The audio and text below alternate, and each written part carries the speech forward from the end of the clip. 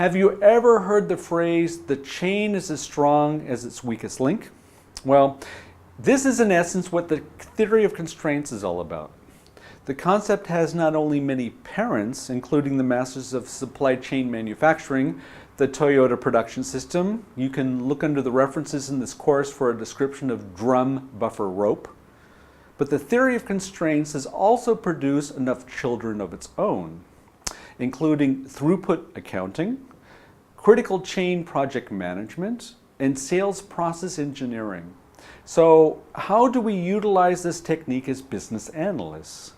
The key here is the collaborative approach this technique requires and the consensus produced by this method.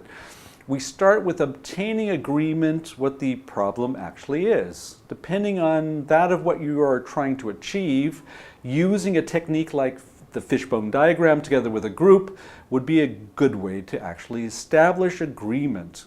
Okay, so we all agree what the problem is. When we move on to the approach we need to take to solve it, we here could use a technique like brainstorming or whatever facilitates in reaching this goal. So everything's quite all right.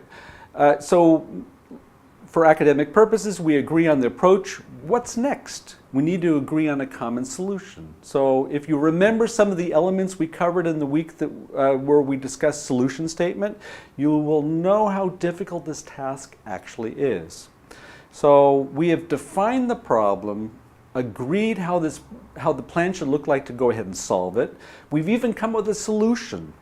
What's next? There are two steps left. The first one concerns any negative effect that could result from our solution and how we go ahead and avoid them. Next, we look to see what could get in the way and decide as a group how we will get rid of these impediments.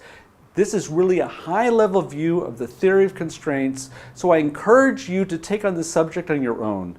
Have you noticed a similarity between the steps I just described and business analysis path we covered in the first week? One can say that the theory of constraints comprise the basic tenets of the BA approach. Here are the points of similarity, starting with the first one, which would be what are we actually trying to solve? We've talked at length at understanding the real problem and not just the symptom. Within the TOC, or theory constraints, not only do we define the problem, but we make sure that there's a consensus that everybody understands the issue the same way. This accomplishes two goals. The first one allows the group to be focused on the issue. The second benefit can be derived through the various opinions that can arise of what the issue actually is.